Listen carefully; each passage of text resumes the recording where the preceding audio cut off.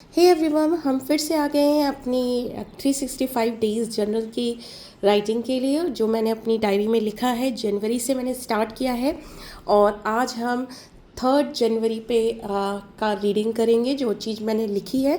तो सबसे पहले मैं आपको अपना पेज दिखा दूँ। That is I have written out it here my name as a with a prefix that is blissful radiant and divine Vandana Singh, और ये मेरी 365 डेज जर्नल है फॉर 2025। ठीक है, तो यहाँ पे आपको, जैसे मैंने बताया है पहले की वीडियो में भी, 2024 को हमने गुड बाय मैसेज किया था। फिर उसके बाद हमने कुछ पेजेस पहले ब्लैंक छोड़े थे, जिसमें मैं कुछ चीज़ें अच्छी लिख लेती हूँ जो मुझे पसंद आती हैं इंटरनेट से। साथ में ये बुक का पेजेस, फ्रंट पेज है 365 मैनिफेस्टेशन पावर वर्कबुक। अगर आपको ये बुक चाहिए, आप भी अपने लिए प्रिंट आउट निकाल सकते हैं। आप मुझे अपनी किसी भी वीडियो के नीचे अपनी ईमेल एड्रेस सेंड कर दीजिए, मैं आपको वहाँ पे ये बुक सेंड कर दूँगी। ठीक है, तो हम डे 1 कर चुके हैं, जनवरी 1 कर चुके हैं, जनवरी 2 कर चुके हैं। अब हम आ जाते हैं जनवरी 3। तो यहाँ पे कुछ चीज़ें लिखी रहती हैं जो कि उसके ही बारे में आपको थॉट करना है, उसी से रिलेटेड चीज़ें लिखनी होती है। तो ये एडवांटेज रहा है। मैं पहले भी जर्नलिंग कर चुकी हूँ कुछ प्रॉम्प्ट को लेके, जिसमें मैं कुछ प्रॉम्प्ट मेरे रेगुलर के बेसिस पे होते थे, मैं डेली बेसिस पे वो लिखती थी, या जैसा मैं फील करती थी वो लिखती थी। तो उससे बेटर मुझे ये लगा कि 365 डेज़ में मेरा हर एरिया कवर हो जाएगा कि मैं क्या क्या चीज़ें राइट डाउन करना चाहती हूँ। तो ये चीज़ें हैं। और यहाँ पे मैंने थोड़ा शुरू में किचिर पिचिर कर दिया था कि उसी के ऊपर ओवर राइट कर दिया था, लेकिन नेक्स्ट कुछ 5th 6th डेज से मैं कुछ ऐसा सेपरेट कर दिया है, तो आपको डिफ़िकल्टी नहीं होगी विजिबिलिटी में। तो चलिए स्टार्ट करते हैं। मैं अभी पढ़ के बताती हूँ कि जनवरी 3 में हमें क्या लिखना था और मैंने क्या लिखा। ठीक है, लिखा है जनवरी 3, stop living in the past, start creating your future, move forward and let go all the thoughts holding you back, take responsibility of how you want your day to turn out, focus on here and now। ठीक है, ये हमें responsibility लेने के लिए बोल रहा है। बैक को, पास्ट को अपने एकदम स्टॉप थिंकिंग अबाउट लिविंग करने के लिए बोल रहा है, और साथ में फ्यूचर में को भी, अपने फ्यूचर में भी ज़्यादा इन्वॉल्व होने की ज़रूरत नहीं है, प्रेजेंट मोमेंट में जीने के लिए बता रहा है, आप कैसे देखते हैं उस चीज़ को। ठीक है, तो यहाँ पे मैंने लिखा yes it is very important to reprogram my mind by letting go of my past life। मैंने कहा कि ये बहुत इंपॉर्टेंट है कि अपनी माइंड को रीप्रोग्राम करो, ताकि हम लेटिंग गो करें पास्ट लाइफ को, नेगेटिव थॉट्स को, लिमिटिंग बिलीफ को। लिमिटिंग बिलीफ आप जानते हैं क्या होता है, जो आप बहुत टाइम से सोचते आ रहे हैं कि इस टाइप की ही चीज़ें होती हैं, ये चीज़ करने से ऐसा ही होता है। जबकि अगर आपने बिलीव बना लिया कि ये मैं कर सकता हूँ, तो वो तो आप कर सकते हो, लेकिन अगर किसी ने कह दिया कि आपसे होगा नहीं, तो आपका भी वही बिलीव हो जाता है। तो उस टाइप की चीज़ें आपकी लिमिटिंग बिलीफ बन जाती हैं। तो मैं लिख रही हूँ, yes it is very important to reprogram my mind by letting go of my past life, negative thoughts and limiting belief to attract my desire life. I trust that everything is working in my favor and the universe is working for me 24/7 365 days। मैं ये believe कर रही हूँ, मैं trust कर रही हूँ universe पे कि यूनिवर्स मेरे ही फेवर में काम कर रहा है हर वक्त, 24/7 365 डेज यूनिवर्स मेरे ही फेवर में काम कर रहा है। ठीक है, इन the past I have lots of holding. अब मैं अपने बारे में लिख रही हूँ, अपने पास्ट के बारे में बता रही हूँ। In the past I have lots of holding like fear of failure, responsibility, restriction which hold me back to pursue my dream. मुझे बहुत सारे फियर भी था फेलियर का, मेरे पे रिस्पॉन्सिबिलिटी, मुझे लगता था कि मेरे लिए बहुत ज़रूरी है अपनी रिस्पॉन्सिबिलिटी पूरा करना, अपने घर को देखना, अपने बच्चे को देखना।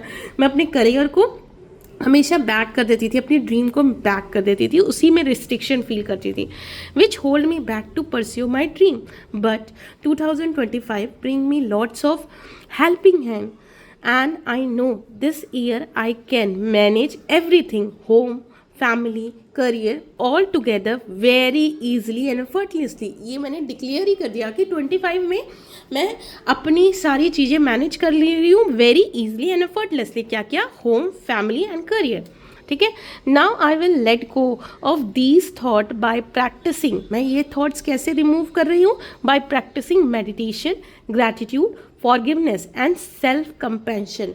सेल्फ लव से, किससे? मेडिटेशन से, ग्रैटिट्यूड से, फॉरगिवनेस से और सेल्फ कंपैशन से, ठीक है। I am now focusing on creating my future bye setting clear intention and taking inspire action. मैं अपनी लाइफ को मैं फोकस कर रही हूँ, अपनी क्रिएट कर रही हूँ अपने फ्यूचर को, कैसे?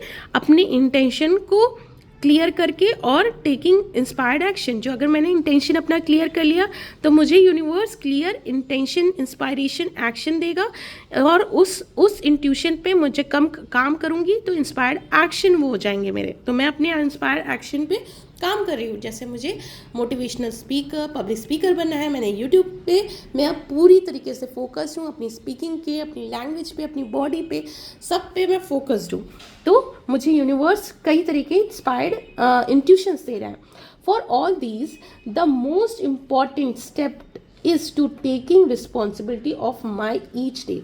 तो ये सारी चीज़ें करने के लिए क्या करना होगा?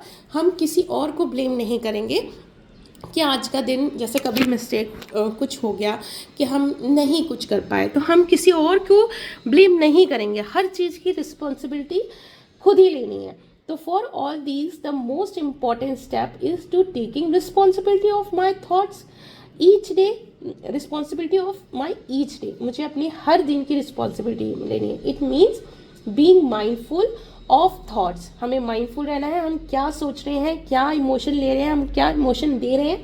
कॉन्शियसली चॉइस करना है, अलाइन होना है यूनिवर्स के साथ। जैसे it means being mindful of thoughts and emotion and making conscious choice that align with my goal and my values. And the second important thing is to stay on present moment by letting go all the worries about the past and even for the future. हमें present life में रहना है, हमें past की worries और future की जो anxiety है उन दोनों चीज़ों को रिमूव करना है। कैसे कैसे करेंगे? By meditation, gratitude, forgiveness and self compassion से, ठीक है। तो एंड में मैंने यहाँ पे लिखा है so the affirmation of the day is I am capable. जैसे मैं अपनी लिमिटिंग बिलीफ को रिमूव करने के लिए मैं बोल रही हूँ I am capable and confident in creating the life I want, ठीक है। ये मैं अफर्म करती रहती हूँ, just that is I am capable and confident in creating the life I want. Next यहाँ पे नेक्स्ट पेज पे मैंने लिखा है, एक और अफर्मेशन लिखी है, दैट इज यहाँ पे मैं आपको विजिबल कराती हूँ। आई am worthy of abundance, Joy, thank you universe, thank you. I am worthy of abundance and Joy, ठीक है। मुझे अपनी लाइफ को भी इंजॉय करना है, तो I am worthy of abundance and joy, thank you universe. ये लिखना ज़रूर चाहिए एट द एंड ऑफ हर चीज़, ठीक है। अब पास्ट के बारे में बात करते हैं कि पास्ट हमें क्या, जैसे हम पास्ट को भूल नहीं पाते, लेकिन हम कैसे पास्ट को भुलाने के लिए मैंने क्या चीज़ लिखी, उस पास्ट में क्या क्या ट्रॉमा होता है वो चीज़ें मैंने लिखी। देखो, पास्ट को पास्ट में ही रहने दो, because there are reason why we call it past. Past को पास्ट में ही रहने दो। और हम पास्ट को पास्ट क्यों कहते हैं? क्या रीज़न है? बिकॉज इट हैज़ पास्ट, क्योंकि वो जा चुका है इसलिए हम उसको पास्ट बोलते हैं, ठीक है। PAST, पास्ट, और वो जा चुका है इसलिए पास्ट हो चुका है इसलिए हम उसे पास्ट कहते हैं। And we can not do anything about it. जब वो पास्ट हो चुका है, वो जा चुका है, बीत चुका है, तो हम उसके लिए कुछ कर ही नहीं सकते, तो हम उसके लिए वरी क्यों हैं?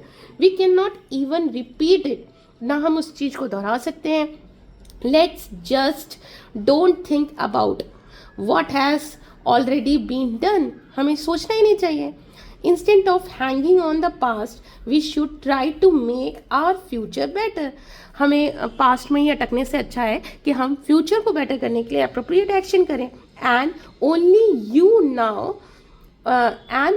you know how to do that. Know, मतलब नो, यहाँ पे नो लिखना चाहिए था, KNOW वाला no.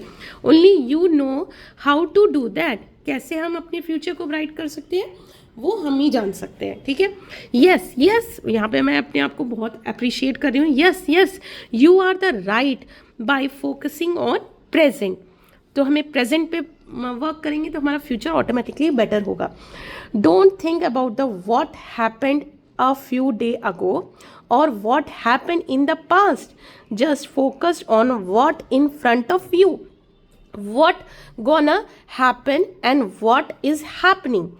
Maybe that's the only way we will able to make our life better.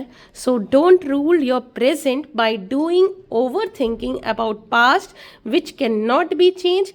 And thank you.